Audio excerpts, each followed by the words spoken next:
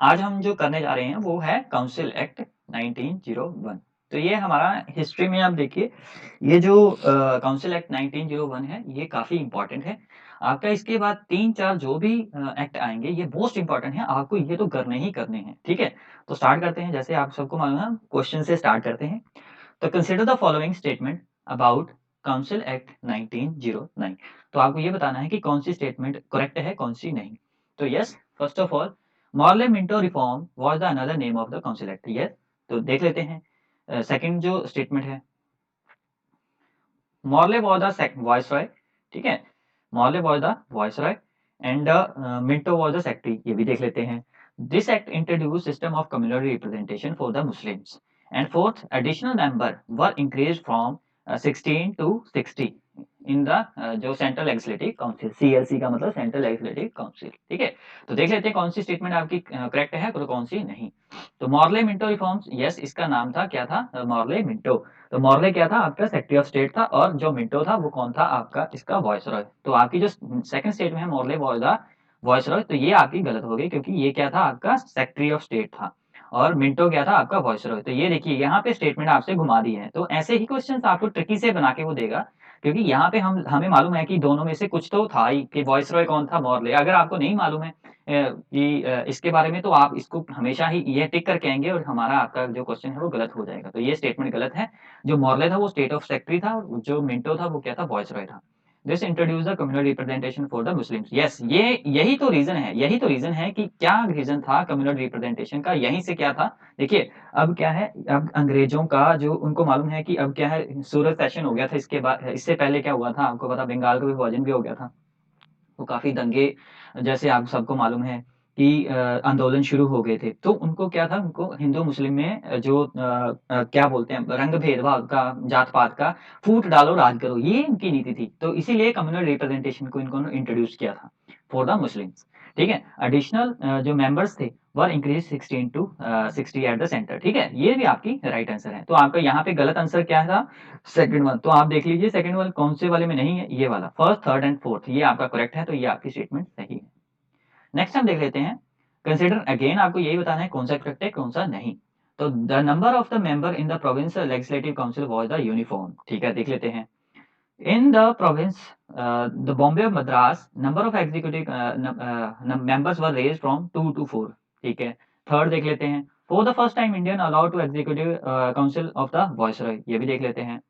And जो the council of were given try to discuss pass the resolution on the budget on the all matter of the public interest, ठीक है? तो हम देख लेते हैं कौन सी स्टेटमेंट गलत है कौन सी नहीं। तो ये आप देखिए, द मेंबर ऑफ द जो काउंसिल है, ठीक है, member of the provincial legislative council है, वाज द यूनिफॉर्म, नहीं, ये यूनिफॉर्म नहीं थी, ठीक है? तो ये यूनिफॉर्म नहीं थी, ठीक है? अलग अलग थे, किसी के ज्यादा थे किसी के कम थे, तो बट यूनिफॉर्म नहीं थी। ये आपकी स्टेटमेंट गलत है, ठीक है? In the province Bombay and Madras number of executive raise from 2 to 4, ये आपकी राइट आंसर है, ठीक है? तो यहाँ पे क्या था कि मेंबर्स को बढ़ाया गया था, ठीक है? तो ये जो आपका आंसर है ये आपका आंसर राइट है, ठीक है?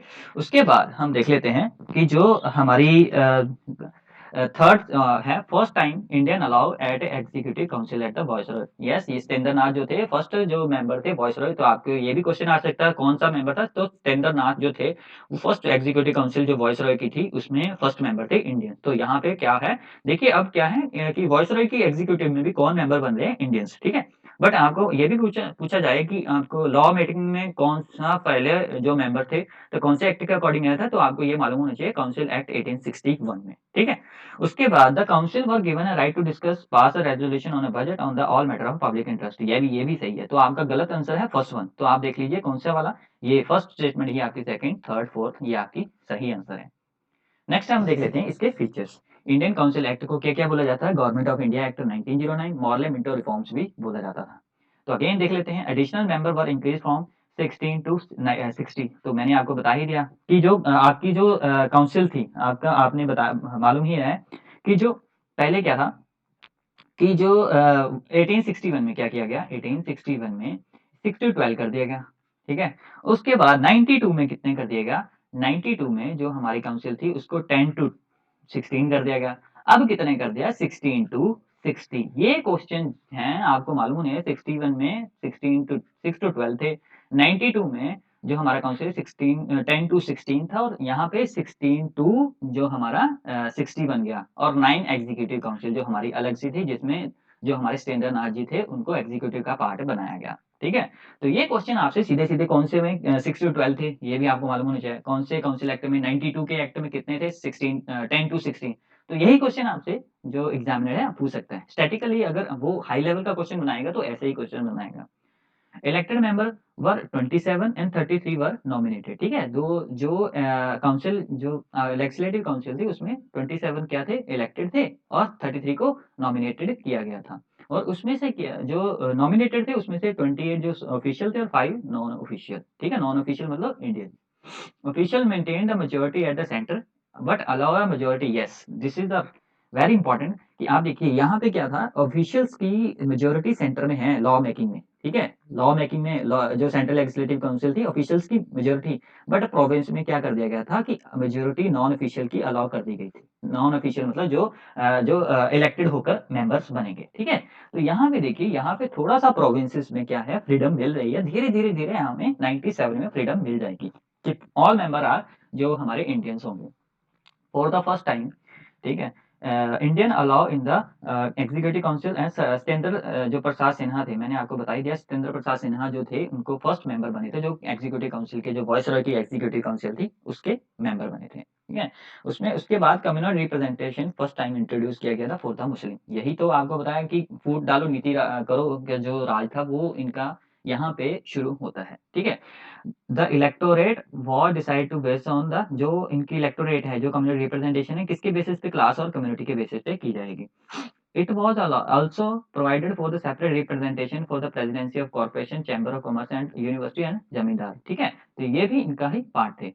नेक्स्ट हम देख लेते हैं, the council was given right to discuss the pass and resolution on the public interest. मैंने आपको बता ही दिया कि जो भी काउंसिल थी, लेजिस्लेटिव काउंसिल, उनके पास क्या था, वो पास करते सकते थे रेजोल्यूशन को, डिस्कस करते सकते थे बजट को, और ऑल द मैटर कौन से होने चाहिए, आपको अगेन बताया फाइनेंशियल एंड एडमिनिस्ट्रेशन को छोड़ के बाकी सारे उनके इंटरेस्ट के वो डिस्कशन कर सकते थे।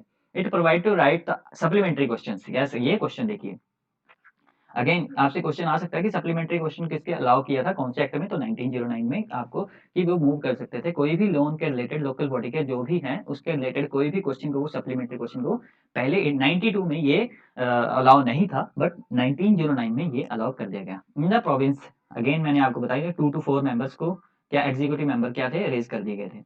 Again 2 were Indian assisted to the SOS, secretary of state का जो था इंग्लैंड में, उनको 2 जो मेंबर्स थे वो इंडियन अपॉइंट किए गए, और कौन कौन से थे, केसी गुप्ता एंड सैयद हुसैन, और दोनों क्या सिविल सर्वेंट थे। ठीक है, तो क्या आपको मालूम, नाम भी मालूम होंगे, केसी गुप्ता, सैयद हुसैन। कौन था ये कौन थे, सेक्रेटरी ऑफ स्टेट के जो सेक्रेटरीट थी, जो उनकी काउंसिल थी उसके मेंबर्स थे। Member were direct elected directly indirectly, again ये इनडायरेक्टली है, लोगों के द्वारा नहीं चुने गए हैं। ठीक है, ये इनडायरेक्टली इलेक्शंस थे। ठीक है, तो यहाँ पे जो हमारा 1909 है इलेक्शन मतलब मॉर्ले मिंटो रिफॉर्म्स है, यहाँ पे हम इसको एंड करते हैं। नेक्स्ट जो हमारी मोस्ट इंपॉर्टेंट जो है जो गवर्नमेंट ऑफ इंडिया एक्ट 1919 हम उसको कवर करेंगे।